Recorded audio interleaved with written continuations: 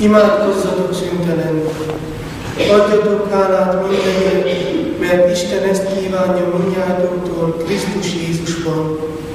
Ne oltsátok ki a lelket, s a profétai beszédet ne vessétek meg. Vizsgáljátok meg mindent, és a jót tartsátok meg. Mindenféle rossztól óvakodjatok.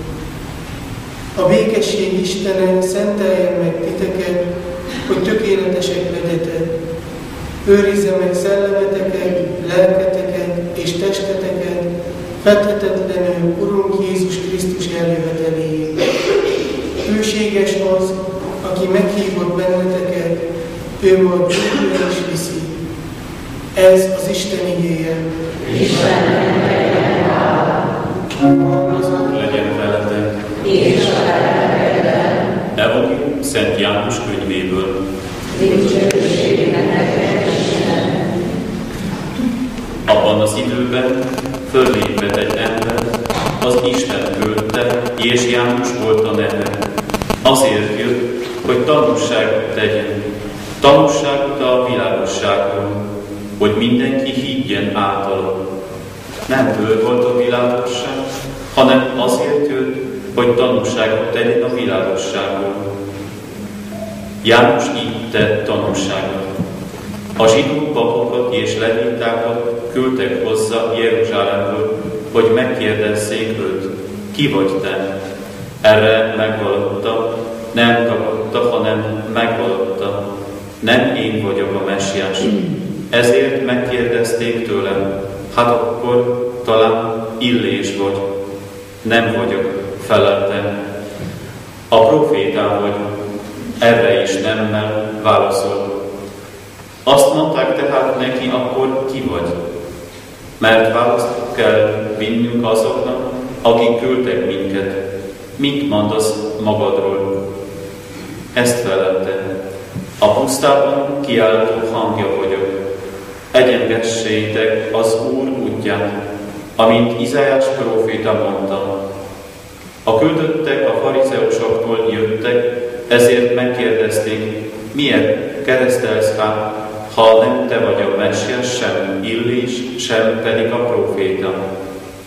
János így válaszolt, én csak vízzel keresztelek, de köztetek áll az, aki nem ismertek, aki utánam jön, s akinek még a sarusziján sem vagyok méltó megoldani.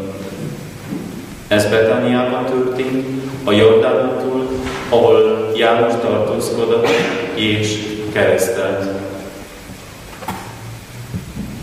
Ez az evangélium igény. Áldunk téged, Krisztus!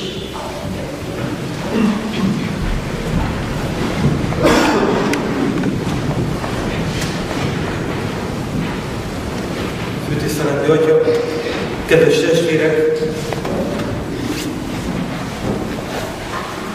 Nem tudom, hogy mennyire tűnt föl Pálapostolnak itt a tesszaloniki hívekhez írt első leveléből ez a kijelentés, felszólítás, hogy legyetek mindig derűsek. Legyetek mindig derűsek, ez valahogy belecsap az életünk közepébe, hogy hát ez meg mit jelentene itt, hogy derűseknek lenni. A mostani vasárnapon megjutott a harmadik gyertyát, ami egy kicsit megtöri az adventi lilának, a bűnbánatnak a színét, és fölragyogtatja azt, amiről a nem Nobel-díjas Pirinszky János így írt, hogy meg kell tanulnunk fölfedezni azt, aki egyébként is köztünk van. Nem egy ismeretlen Istent, nem egy ismeretlen világot ünnepnünk, meg nem azt várjuk, hanem tudjuk, hogy kit kell igazából befogadni a szívünkbe. Maradtunk ott tegnap ennél a gondolatnál, azt nem, hogy de ezt föl lehet eleveníteni, hogy rendet kell raknunk bennünk, magunkban, mert valami úgy eltört, ahogy Adil mondja a Kocsimut az éjszakában, versében, vagy hát írja, hogy minden egész eltörött. Ez a bűnnek a világa, és ezt a bűnvilágot azért közelről látjuk, hogy mit tud okozni bennünk. Abszolút így tanítjuk, és ez így is van, így látjuk, hogy a bűnnek a világa az azt jelenti, hogy az értelmem elhomályosodik, az akaratom meggyöngül, és végső soron a természetem az rosszra hajlóvá válik. Azaz szeretném inkább a rosszat, mint a jót. És ez a rossz az életben elhatalmasodik, ez a rossz, ez társadalmilag elfogadottá válik. Valami egészen érdekes módon változik a közüzlés, változik a morál, változik minden az élethez való viszonyunk. Én ma nem tudok olyat, aki azt mondaná, hogy de jó. És miért nem mondjuk azt, hogy de jó? Azért, mert a megváltást azt mindig úgy máshonnét várjuk. Egyébként nem tudom, hogy tudjátok, hogy közvéleménykutatási adatok szerint a magyar lakosságot több mint a fele életének a megváltását a lottó számoktól teszi függővé. Amennyiben nyer, annyiban persze hát aki lottózik. Hát, úgy nem nehéz nyerni, ahogy valaki lottózik, úgy derék, ha nem lottózik. Szóval mindig valami külső erőtől várjuk azt, hogy valami rendeződjön a házasságban, a családban, az életben, a munkahelyen, az egyházközségben, nem tudom micsoda. A polgármestertől várjuk, hogy legyen eltakarítva a hó, nem tudom, hogy kitől várjuk, hogy legyen pénz. Tehát mi mindig valaki hibás azért, ami éppen nincs. És ez így lett belénk nevelve, szóval ezek a beidegződések azért nem múlnak el.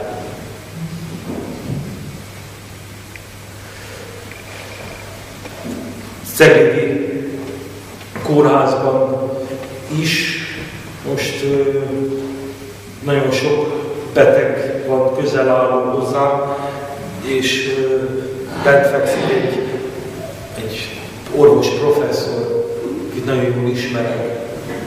És tőle kérdeztem meg, hogy igaz lehet-e ez a történet, amit én még itt Vácon hallottam, mert számomra annyira jó történet, de mégiscsak, hogy lehet-e ilyen? És hát lehet. Itt egy kardiológus főorvostól hallottam ezt évekkel ezelőtt. Az Egyesült Államokban történt, ott egy magyar származású orvos, aki egyébként patológus, történt meg vele, és magyar kardiológusoknak tartott előadásában mondta, hazament a kórházból, és érezte, hogy zsibbad, verejtékezik, hát hogy ez egy infarktus. Betelefonált a kórházba, és megkérdezte, hogy ilyenkor mégis hát mit kellene tenni. Szólt a kollégájának, pedig azt mondta, hogy hát ha nem javul a helyzetet a spré után, hát akkor megyünk érte. Mentek érte, hogy ott a kórház ajtóban meghalt. Úgy. Teljesen. Aztán még éppen beértek vele a műtőbe, lett egy donor, lett egy szív, gépen tartották, beütették neki a szívet, és mikor már jobban lett, lement oda az alagsorba, hogy megnézze a szívét. És megnézte. Kinyitotta a saját szívét. És azt mondta, hogy ennek meg kellett halnia. Nincs mese. Ez nem működhetett. Ritka orvosi tapasztalat lehet. Szóval ez a szív így tovább nem működhet. És ez így van, nagyon sokszor így lehet a mi papi életünkben is, így lehet nagyon sokszor. Stásot kérdeztem, épp Szűzligeten, hogy megbántad már, hogy ide jöttél közé? Nagyon szépen beszéltek magyarul. Nektek könnyen magyarul beszélni, nekünk lengyelül. Ez egészen biztos. De nyilván azért, mert nem vagyunk ilyen szituációban. Tehát, hogy hányszor lehet ez az ember életében, házasságban is, és papi életben, hogy rám jön az, hogy ez így tovább nem megy. De valamit változtatni kell, mert az életnek kiüresedett a lényeg. Albert Schweitzernek tulajdonítják ezt a történetet, nem biztos, hogy így volt. Hogy mikor ő megérkezett Lambarénébe, illetve ment, és már Fekete-Afrikában megérkezett, és ment a kikötőből be Gabon szívébe, akkor hát az őserdőbe ott vitték az erre megfizetett munkások, a színes bőrűek, a nagy ládákat. Albert Schweitzer épített föl a őserdő közepén egy nagy kórházat, a Lambarénei kórházat, és mennek, és egyszer csak leteszik ezeket a ládákat, és kérdezik, hogy fáradtak vagytok? Nem. Kevés a pénz? Nem. Megbántod? Nem. Az mi a baj? Túl gyorsan nem tudom. Elhagytuk a lelkünket, most megbántod.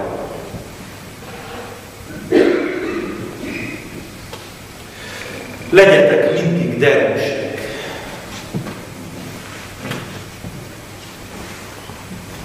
Meg ne sértődjön senki. Meg ne sértődjön senki. Múltkor Ceglédről Vácra kellett följönnöm, és busszal jöttem, gyerekekkel. Az ifjúsági énekkarokkal, meg minisztránsok jöttek kirándulni, engem csak fölhoztak, ide jöttem keresztelni, és nagyon jó, hogy fölhoztak, mert meg tudtam a gyerekeket ünnepelni elvéd előtt. Megadott. Ugyan kellett vezetni. És fantasztikus volt, és nem tudtam, hogy miért érzem magam ilyen jó. Tehát még egyszer, meg ne sértődjön senki. Azért, mert nem kellett vércukorszintről beszélgetni, labor eredményekről, hátfájásról, a mennyem nem szól hozzá, az unokám nem jár templomba, és a papával veszekszünk. Kicsit azért el lehetne ezen gondolkozni, hogy nem te teszed tönkre a saját magad örömödet? Nem benned van a hit? Mert amikor azt mondják nekem, hogy én abban az Istenben nem tudok hinni, és akkor megkérdezem, hogy mégis mi az az Isten, amiben úgy gondolod, hogy nem tudsz hinni. És akkor elmondja, hogy barátokat, de be is tudnék. Nem megy a házasságokat, beszélj már a házasságodról egy picit. Mikor vittél te férjként először vagy utoljára virágot a feleségednek csak azért, mert eszedbe jutott, hogy mondjuk kellene neki egy szálvirágot. Mikor vitted előtt utoljára vacsorázni a gyerekek nélkül? Mikor mondtad azt, hogy anyukám, sétáljunk már el? Nem vagyok házas. Na de, ha ti tudjátok, hogy nekünk hogy kéne jó papnak lenni, akkor én is tudom, hogy nektek hogy kéne jó házasnak lenni.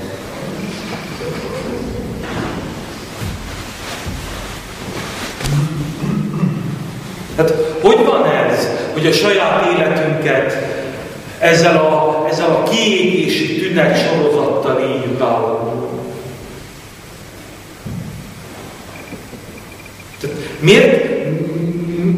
Miért vagyok én ilyen elhagyatott nagyon sokszor? Nem élünk nagyon nagy jólétben, az igaz. Na de ki akadályoz meg minket abban, hogy a portánkat tisztán tartsuk? Nem tudok a gyereknek mindig új ruhát venni, de ki az, aki megakadályoz abban, hogy az mindig tiszta legyen? Az 50-es évek olyan nagy nosztalgiával nem töltenek el bennünket. Na de egy vasárnap azért fölöltözött a gyerek, nem? Szóval a dolgoknak a méltóságát, ha elhagyjuk, akkor ránk szakad amit a kamaszlányok szoktak mondani a barátoknak, hogy nem tudom mi a bajod, de találd ki.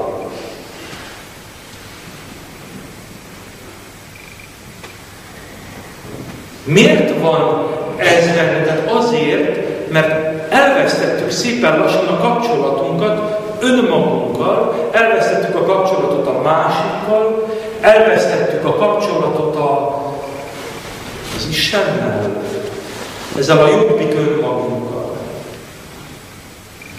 Talán ebből a gyógyulás az lehetne, hogy biztatjuk egymást. A biztatásnak rengeteg formája van. A József Attilától azért nem volt egy hű, de nagy vallásos ember, de aztán rájöttünk, hogy mélységes Isten kapcsolata van.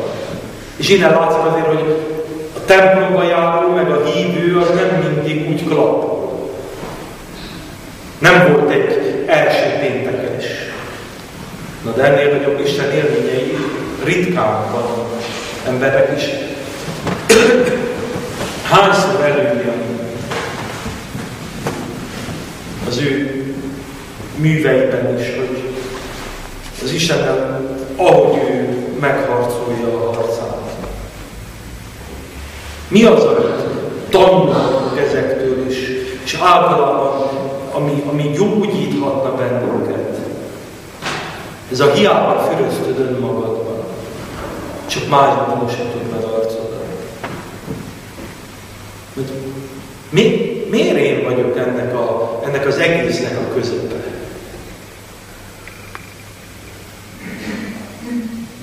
Két Pest belvárosi asszony a bérházban nézi, hogy egy harmadik teregeti a ruháit, illetve az ágyneműket, és hát, ahogy Széchenyi, a magyar vadász írja, két magyar akkor érti meg legjobban egymást, egy közös harmadikat szithat. És ezek, ahogy nézik, hogy hogyan teregeti ki az ágyneműt, ez a harmadik, mondják, hogy még ilyen asszony. Nem szégyelli ez magát, tehát ez szürke, ez az ágynemű. És ez egyik a másik, te nyissuk már ki az ablakot, nem az nincs meg most.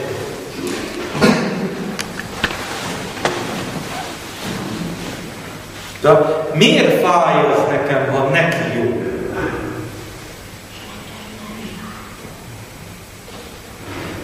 A megoldás az lehetne, hogy bíztatni egymást.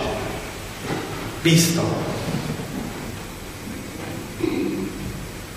Tantestületekben nagyon jó lenne egyszer már arról beszélnünk nekünk tanároknak, hogy a 2-es, 3-asra való föltornászása a szorgalomból magasabb, mint az orvos gyerekeknek a kitűnő tanulása.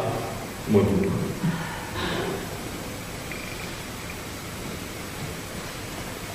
Egy jó körülmények között lévő, egzisztenciával jól ellátott gyerek annak nem báj, vagy kecs, hogy ő jól tanul, hanem kutya kötelessége. A másiknak, aki úgy kell összeszedni minden apró fillért ahhoz, hogy tüzelő meg legyen, a koszt ki legyen fizetve, a menza rendvele, hát az más feltételek vannak. És ennek a gyereknek, aki mondjuk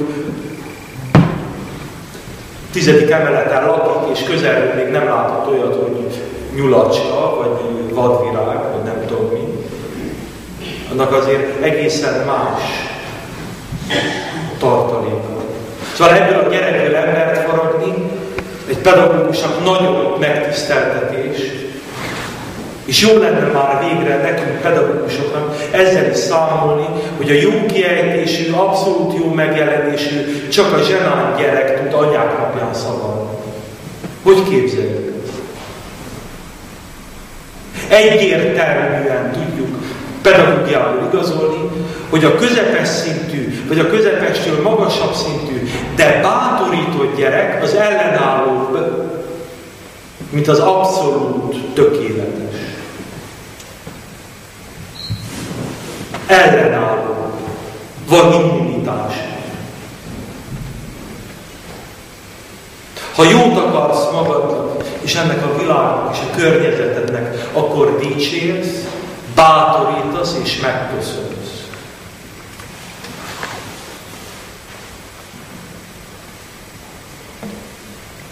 Nekünk, papoknak is feladatunk, hogy mert a mi korosztályunkban. Nekem is jól esik, ha egy öreg azt mondja, hogy elmentem egy öreg kollégámnak az bemutatkozó látogatás, és megkérdeztem tőle, hogy mégis azért egy Vác nagyságú város, mint Cegléd. Lélekszámra pont ugyanannyi, 38 000 ember. Csak itt van 25 papot, meg 4. Minden nevekben. Azért nem azok az arány. Hogy kell jól irányítani egy ekkora város? Egy kicsit azért fura, hogy azért az üdvösségükért én legyek egyedül felelős. Ezt azért senki nem gondolhatja. Erre egyébként a válasz, hogy jó. Jó, hát én ezt én is tudom, de hogy kell a jót csinálni? Az angolok is azt mondjuk, hogy az alapítója Bart Mária írta ezt, hogy tedd a jót, de a jót jól tedd. Bíztalan. Azt mondom, hogy öcsi, én sem tudom, hogy kell jól, de hát ezek a jó tulajdonságok. És ezt meg tudjuk tenni, ez nem kerül olyan nagy erőbe. Ja, csak odafigyelés. A bátorítás. Nem magamra kell figyelnem. Nem tudom, hogy kiolvastak közületek Paulo Coelho-nak az Alkimistáját, de ebből egy részletet szeretnék felolvasni. Arról van szó, hogy Santiago, ez a huncut gyerek, aki egyébként azelőtt még kispap volt, aztán elment kalandokat keresni, eljut Észak-Afrikába, és ott találkozik az alkimistával, és az alkimista a következő történetet mondja neki. El akarok mondani neked egy történetet az álmokról, szólt az alkimista. Santiago közelebb ment a lóval. Élt a régi Rómában Tiberius császár idején egy derékember, akinek 2 fia volt. Egyik katona, akit seregével a császárság legtávolabbi zugába vezényeltek. A másik fiú költő volt, aki szép verseivel lenyűgözte egész Rómát. Az apa egyik éjjel álmot látott. Egy angyal jelent meg neki, és elmondta, hogy egyik fiának szavait ismerni és idézni fogja az egész világ, valamennyi elkövetkező nemzedék. Az öreg ember sírva ébredt, hálás volt, hogy az élet kegyes hozzá, és olyan kinyilatkoztatás jutott osztályrészéül, amely minden apát büszkeséggel töltene el. Nem sokkal később az öreg ember meghalt, amikor megpróbált kimenteni egy gyermeket egy kocsi kerekei alól, és mivel hogy rendesen és igazságosan élte az életét, azon nyomban a mennybe ment. Ott azzal az angyallal találkozott, aki annak idején álmában megjelent. Derék emberként éltél, mondta neki az angyal. Létedet a szeretet hatotta át, és méltó módon haltál meg. Most bármilyen kívánságodat teljesítem. Az élet is jó volt hozzám, felelte az öreg. Amikor megjelentél az álmomban, fölismertem, hogy minden fáradtságomnak volt értelme. Mivel fiam versei évszázadokon át fönnmaradtak az emberek számára. Magamnak nem kívánom semmit, de melyik apát ne tölteni el büszkeséggel annak a dicsősége, akiről gyerekkorában gondoskodott, és akit ifjú korában nevelt. Szeretném látni a távoli jövőt, amikor felhangzanak fiam szavai. Az angyal megérintette az öreg vállát, és mind a ketten átléptek a távoli jövőbe. Egy mérhetetlenül tágas térségben találták magukat, ahol emberek ezrei valamilyen idegen nyelven beszélték. Az öreg ember sírva fogadt örömében. Tudtam, hogy költő fiam versei jók és alhatatlanok, mondta könnyes szemmel az angyalnak. Örülnék, ha elárulnád, melyik versét szavalják ezek az emberek. Ekkor gyöngéden hozzálépett az angyal. és azon mérhetetlenül táblos téren leültek a sok pad egyikére. Költőfiat verseit Rómában nagyon szépek, népszerűek voltak. Tetszett az embereknek, és elszórakoztatták őket. De amikor Tiberius uralma véget ért, elfeledkeztek Fiat verseiből. Ezek a másik gyerekednek, a katonafiadnak a szavai. Az öreg ember megdöbbenve nézett rá. Akkoriban egy távoli helységben szolgált, és százados lett belőle. Ő is igazságos és jó ember volt. Szolgája egyszer halálosan megbetegedett. Fiat hallott egy rabbiról, aki betegeket gyógyít, és elindult, hogy megkeresse. Napokon át gyalogolt, útközben rájött, hogy akit keres, az az Isten fia. Beszélt olyan emberekkel, akiket a rabbi meggyógyított, elsajátított a tanításait, és noha római százados volt, azért áttért az ő hitére. Míg azután egy reggel megérkezett hozzá, elmondta neki, hogy szolgálja beteg. A rabbi pedig készségét nyilvánította, hogy elmegy hozzá. De a százados, mint hívő ember, mélyen a rabbi szemébe nézett, és megértette, hogy valóban Isten fiával áll szemtől szembe. Ekkor mindenki, aki ott volt, fölállt. A fiat szavai ezek, mondta az angyal az öregnek. Ezek azok a szavak, amelyeket akkor a rabbinak mondott, és attól fogva örökre fönnmaradtak. Uram, ne fáradsz magad, mert nem vagyok méltó, hogy hajlékomba jöjj. Amiért is magamat sem tartottam érdemesnek arra, hogy hozzád menjek, hanem csak egy szóval mond, és megújul az én szolgám.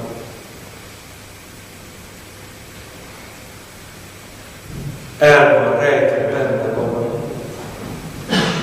az ő életében. Nincs kedvenc unoka, csak máshogy szerethető.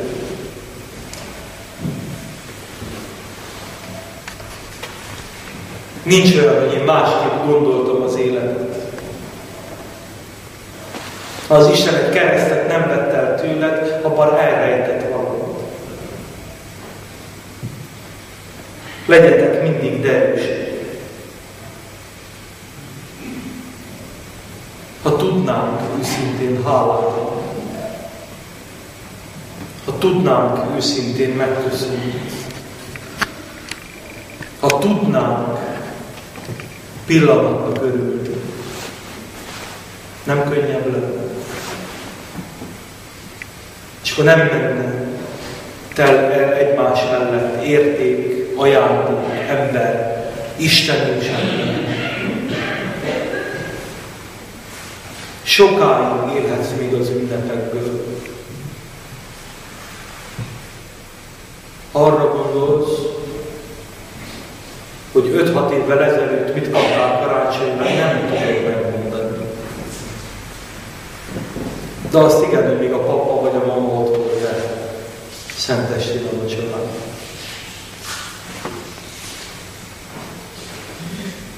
Megszégyenít bennünket a gyerekek világon. Nagy ajándék, nagyon becsomagolva.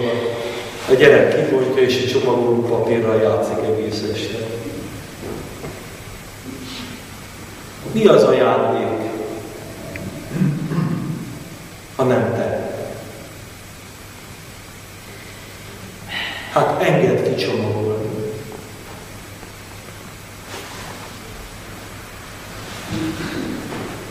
Örülj annak, ami körbevesz. Adj hálát, lépj ki magadból, merjél biztatni, merjél hálát. Merd egy picit őt többre tartani, mint a jelen állapotodat. Amen.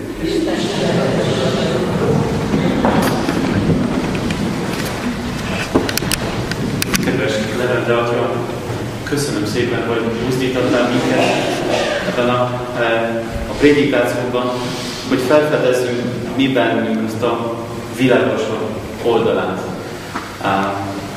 Azt az oldalát, ahol van Isten és más ember. Nekem tudod. Ezt nem ismeritek? Hogy orosz nyelvterületen így köszönnek egymásnak.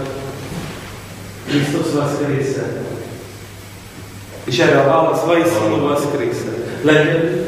Kristus zmartwychwstał, zaprawdę zmartwychwstał. És így válaszolnak? Uzsétól? És a görög pap találkozik a római pappal, és azt mondja, hogy Krisztus föltámadt, azt mondja, nekem mondod. Árult ünnepet kiválaszolni. Köszönöm szépen. Hiszek az egy Istenben. Minden